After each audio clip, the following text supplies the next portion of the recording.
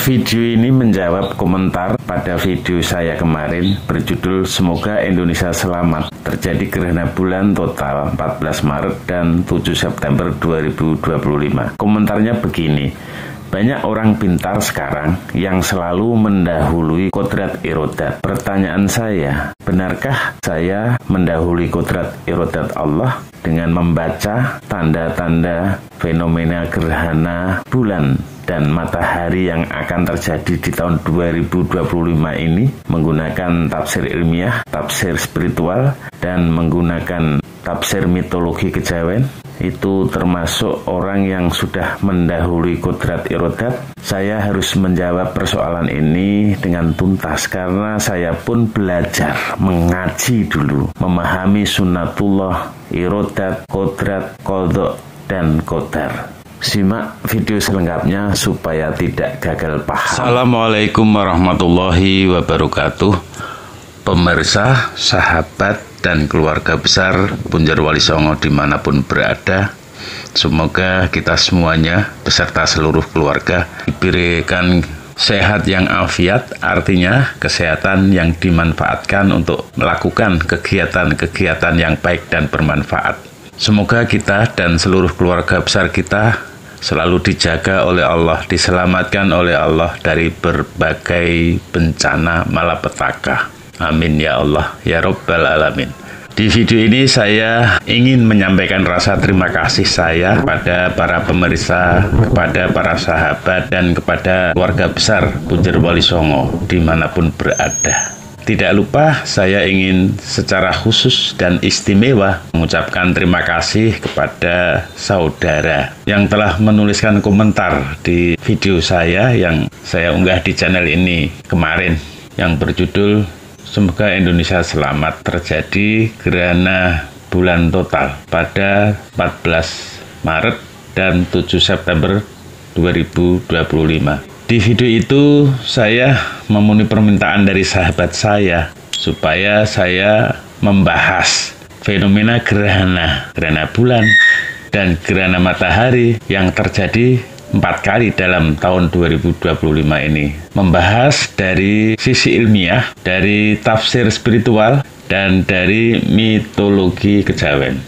Permintaan sahabat saya ini saya penuhi semampu saya, sebatas pengetahuan saya. Banyak pemirsa yang memberikan respon positif dan menambah wawasan mereka, tapi ada salah satu pemirsa yang memberikan komentar. Komentarnya mengatakan, banyak orang pintar sekarang yang selalu mendahului kodrat irodat.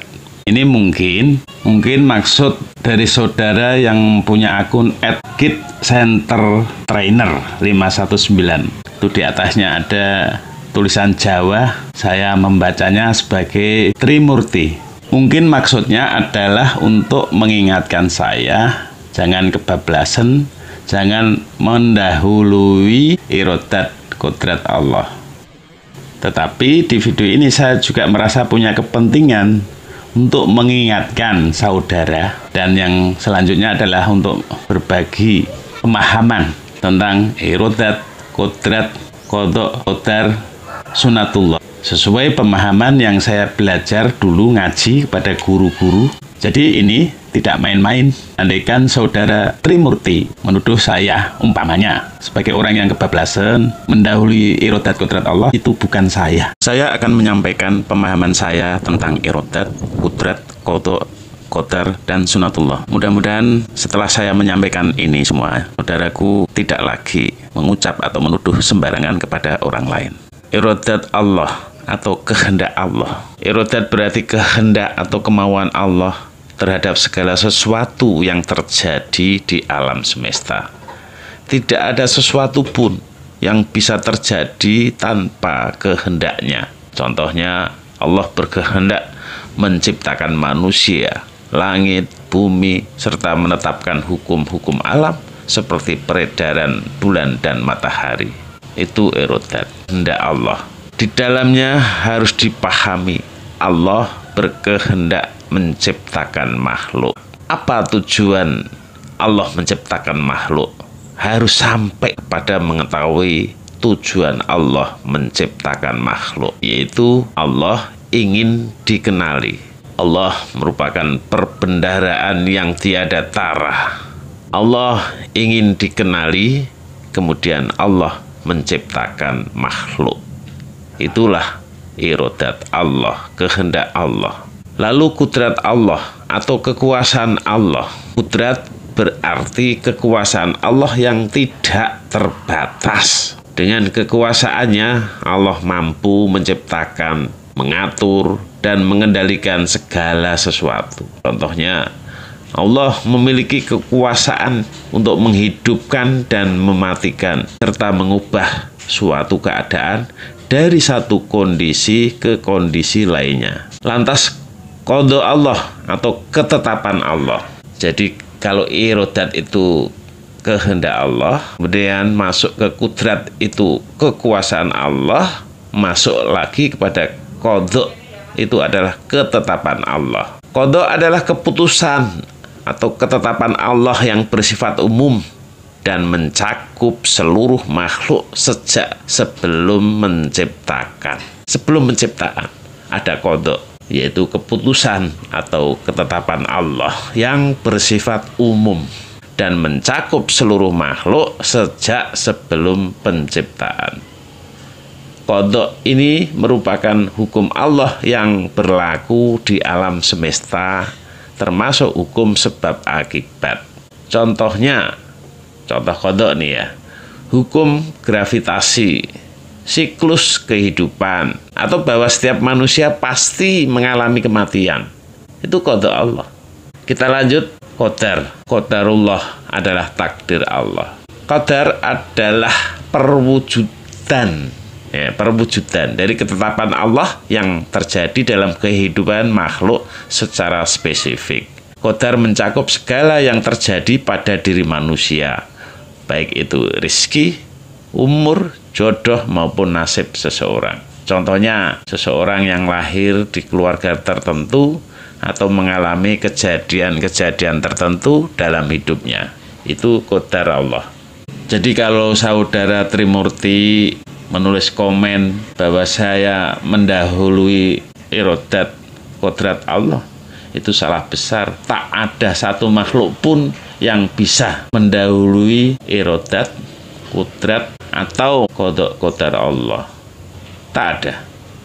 Saya membahas fenomena alam seperti gerhana, sama saja dengan mendahului kehendak Allah. Itu merupakan kekeliruan dalam memahami konsep ketetapan Allah. Karena apa? Meneliti alam adalah cara membaca ayat-ayat Allah, tanda-tanda kekuasaan Allah. Allah memiliki ayat-ayat, tanda-tanda kekuasaan yang tersebar di muka bumi ini. Wa fil ardi ayatun lil muqinin. Dan di bumi terdapat ayat-ayat, tanda-tanda kekuasaan Allah bagi orang-orang yang yakin.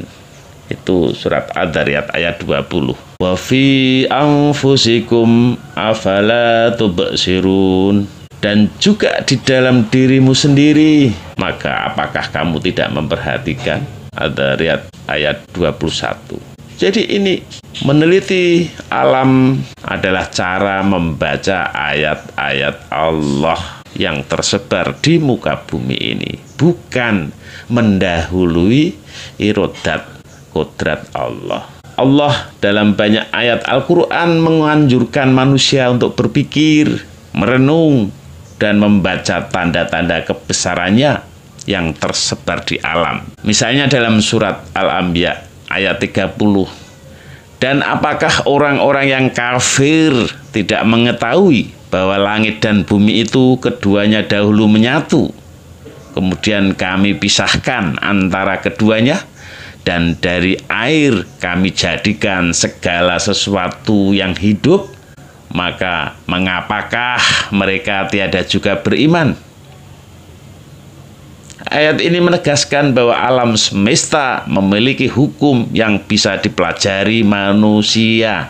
Mengetahui hukum alam bukan berarti menentang takdir Allah. Garis bawahi itu. Mengetahui hukum alam bukan berarti menentang takdir Allah. Jika memahami gerhana, perubahan cuaca, atau fenomena alam lainnya adalah bentuk mendahului kehendak Allah, maka ilmu astronomi, fisika, dan ilmu-ilmu lainnya juga bisa dianggap demikian. Padahal justru ilmu-ilmu ini adalah bagian dari sunnatullah yang bisa dipelajari. Di dalam Al-Quran, surat Ar-Rum ayat 48, Allah yang mengirimkan angin, lalu angin itu menggerakkan awan dan membentangkannya di langit sesuai dengan kehendaknya. Lalu dia menjadikannya bergumpal-gumpal, lalu engkau lihat hujan keluar dari celah-celahnya. Ayat ini menunjukkan bahwa Allah menciptakan hukum-hukum alam yang dapat diteliti dan dipelajari manusia. Yang kedua, mengetahui ilmu tidak mengubah takdir, tetapi memahami takdir. Catat ini, bahwa mengetahui ilmu tidak mengubah takdir, tetapi memahami takdir. Ilmu tidak mengubah ketetapan Allah sedikit pun, tetapi membantu manusia memahami bagaimana ketetapan itu terjadi.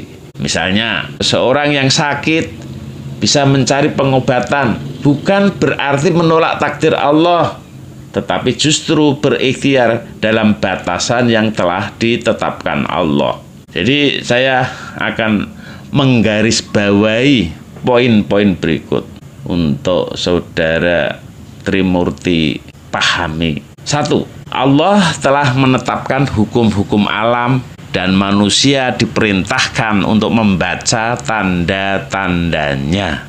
2. Memahami fenomena alam bukan berarti mendahului kehendak Allah, tetapi justru membaca tanda-tanda kebesarannya. 3. Ilmu pengetahuan bukan melawan takdir, tetapi bagian dari usaha memahami ketetapan Allah. 4. Menghormati ilmu adalah bagian dari menghormati sunnatullah atau hukum Allah. Sunnatullah itu merupakan hukum Allah dalam kehidupan dan alam semesta. Sunnatullah adalah hukum-hukum atau ketetapan Allah yang berlaku di alam semesta, kehidupan manusia, dan perjalanan sejarah. Sunnatullah bersifat pasti dan tetap. Artinya, hukum ini akan selalu berlaku tanpa terkecuali. Siapapun yang mengikuti hukum ini akan mendapatkan manfaatnya, dan siapapun yang melanggarnya akan menerima akibatnya tanpa memandang agama, ras, atau kedudukan.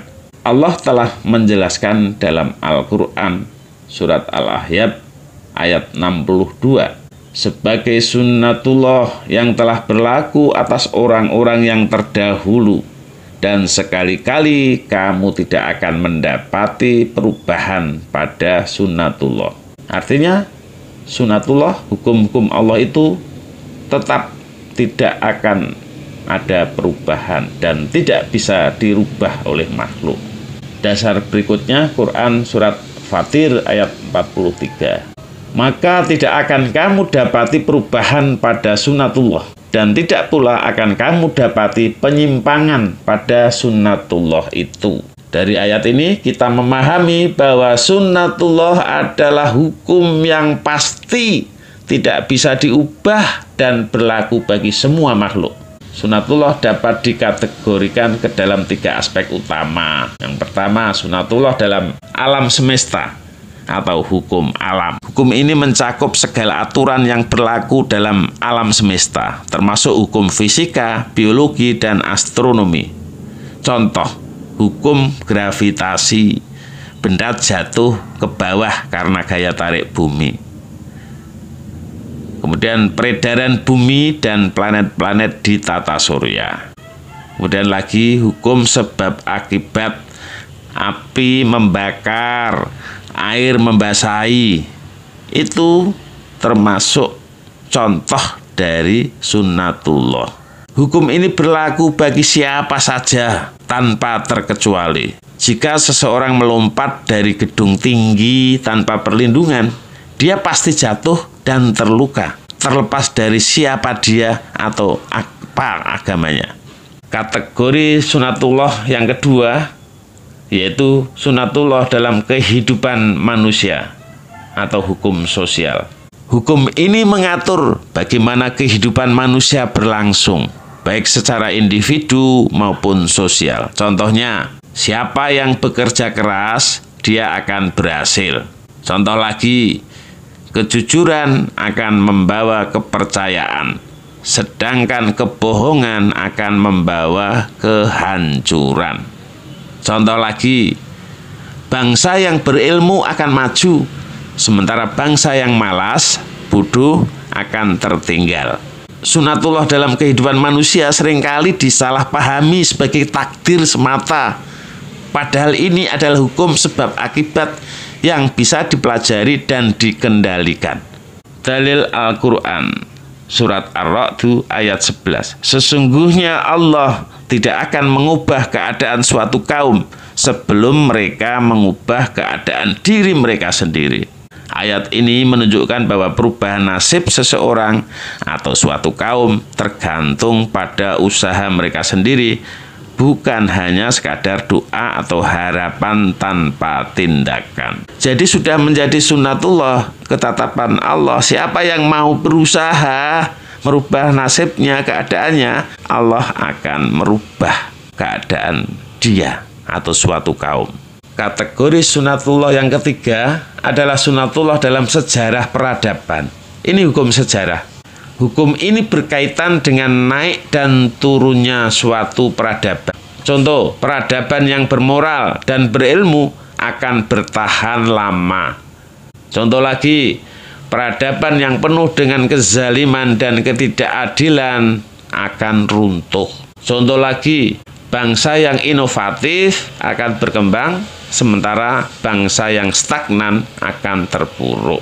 Dalilnya di Al-Quran surat Al-Anfal ayat 53. Siksaan yang demikian itu adalah karena sesungguhnya Allah sekali-sekali tidak akan mengubah suatu nikmat yang telah dianugerahkannya kepada suatu kaum hingga kaum itu mengubah apa yang ada pada diri mereka sendiri. Ini bagian dari sunatullah. Jadi ayat di atas surat Al-Anfal ayat 53 ini menjelaskan bahwa kehancuran suatu bangsa bukan terjadi secara tiba-tiba, tetapi karena mereka sendiri mengabaikan hukum-hukum Allah dalam kehidupan mereka. Contoh, misalnya uang di negeri kita selalu dikorupsi besar-besaran dan tidak ditindaklanjuti, tidak diburu, tidak ada upaya untuk sebesar-besar mungkin mengerahkan semua kekuatan untuk mengembalikan uang negara yang dikorupsi itu ke negara. Ya habis uang negara ini, rakyat yang sengsara. Yang lebih penting dan mudah-mudahan ini saudaraku Trimurti makin paham hubungan sunatullah dengan qadha dan qadar.